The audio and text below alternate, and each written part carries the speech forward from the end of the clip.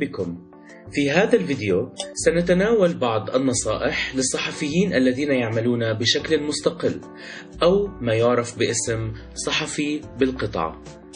هنالك ميزات كثيرة للعمل كصحفي مستقل وليس موظفا مع مؤسسة إعلامية واحدة. سؤال: ما الذي يميز العمل الصحفي المستقل؟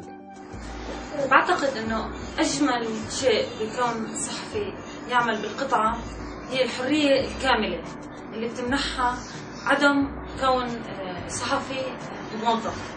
الحرية اللي بتعطيها كونك صحفي بالقطعة بتعطيك مجال للإبداع كبير، لأنه ما بتشعر نفسك مقيد بدوام مثلا، أو مقيد بموضوع معين، أو مقيد بأي ظرف سياسي أو اقتصادي.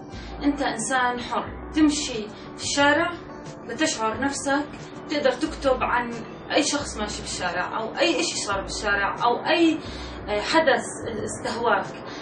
يوم كان في حدث معرض فني، بتروح على المعرض الفني لأنك أنت إنسان بتحب الفن، أنت إنسان بتحب الصحافة. أنا لما أفكر بالصحفي بكره يصنف على أنه صحفي اقتصادي، صحفي سياسي، صحفي فن.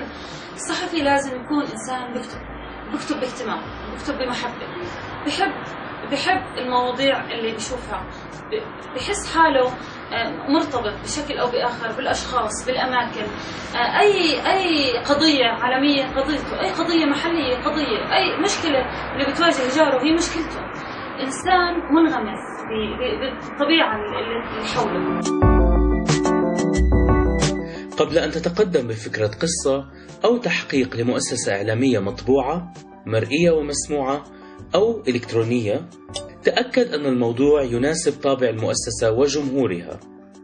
تأكد أنها لم تقم بتغطيته من قبل من نفس الزاوية التي تنوي طرحها.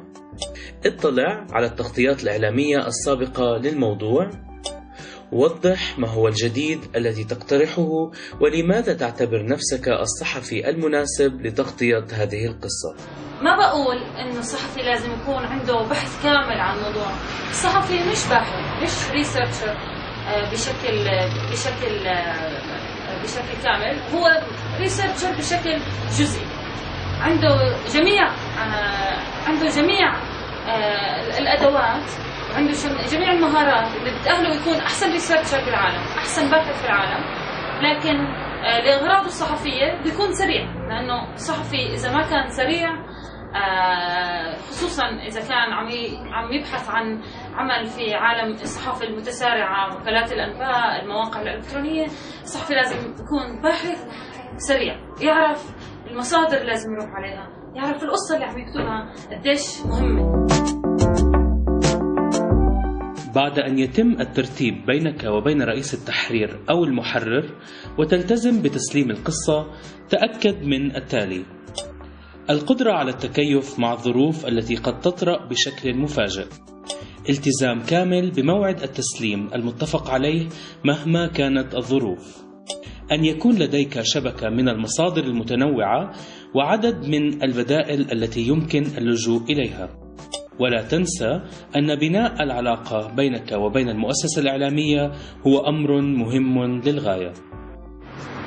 بناء علاقة من الثقة معناه أنا علا بدي أكتب عن مشكلة تلوث في مكان معين بعمان. بتوقع أنه إن شاء الله بقدر أسلم هاي المقالة يوم الثلاثاء ظهرا. علا فرواتي بأي شكل من الأشكال لا تستطيع أنها تيجي يوم الاثنين وتقول أنا آسفة صار معي ظرف عائلي، أو أنا آسفة فلان الفلاني لن يتحدث لي. إذا أردت أن تبني علاقة احترام وثقة بينك وبين أي مكان تكتب له، لازم يكون التزام عالي جدا بالموضوع. قبل أن تسلم القصة، تأكد من أنك واثق تماما مما كتبته وأنه يستحق أن يرتبط باسمك، أن يكون لديك الإجابات عن أي أسئلة تتعلق بالموضوع، أنك قمت بتغطية وجهات النظر المختلفة، وأن كتابتك خالية من أي أخطاء. يمكن أهم نصيحة هو إنه الإنسان يكون متأكد من إنه في عالم لن يكون فيه متأكد من أي شيء، ولن يكون ربما هناك عنده سيطرة على أي شيء،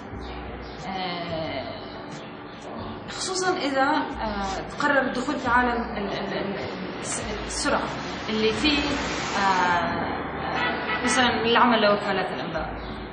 هل أنا متأكد 100% إنه أنا أستطيع إني أستيقظ الساعة 8 صباحا لكتابة خبر؟ هل أنا مستعد أن أترك مثلا مأدبة عائلية كبيرة الساعة 2 ظهرا للبحث عن خبر آخر أو لتغطية خبر معين؟